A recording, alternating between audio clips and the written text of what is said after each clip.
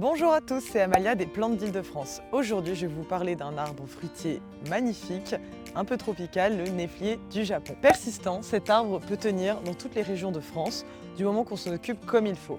Dans cette vidéo, je vais vous présenter ses caractéristiques, l'entretien et vous donner des astuces pour la plantation. C'est un arbre assez méconnu, mais je pense qu'il peut vraiment être intéressant pour plein de types de projets. C'est pourquoi j'ai décidé de vous en parler aujourd'hui. Je vais vous montrer sur le site internet, mais à savoir qu'il existe deux formes pour le néflier du Japon.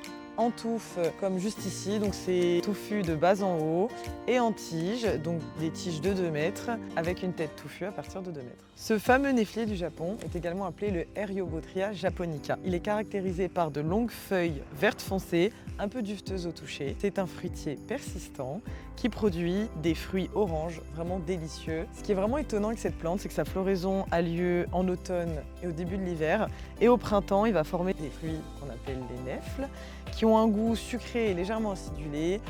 C'est un mélange entre la mangue et l'abricot. C'est une plante qui est originaire d'Asie, mais elle tient très bien en France et même dans la région d'Île-de-France. Et au niveau de l'exposition, l'idéal, c'est vraiment en plein soleil. Dans l'idéal, quand même un peu à l'abri du vent, mais elle tient très bien. Je vais vous expliquer comment la planter, vous donner les petits conseils juste après. Et je viens d'arracher une feuille. L'avantage de cette plante, c'est qu'on peut la mettre en massif, en pot, en haie et en isolé. Elle a un style un peu exotique, mais s'adapte très bien pour les jardins méditerranéens ou totalement exotiques. Il faut juste penser à ne pas l'exposer trop au vent. Et ses fruits sont vraiment délicieux, frais, à croquer ou en compote. Alors, plutôt en compote ou à croquer? Pour la plantation, c'est super simple.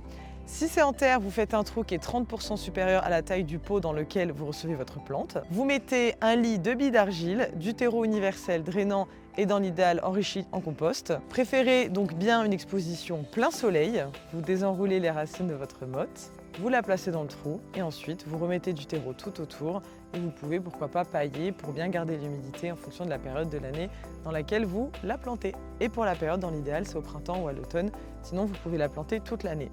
En pot, c'est sensiblement la même chose. Vous prenez un pot qui est 30% supérieur à la taille de votre plante.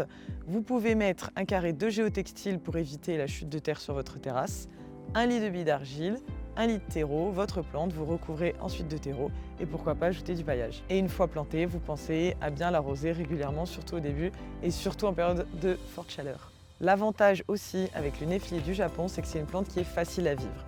Il faut juste penser à l'arroser régulièrement en période de forte chaleur. La tailler aussi de temps en temps pour accentuer la fructification. Elle est peu sujette aux maladies.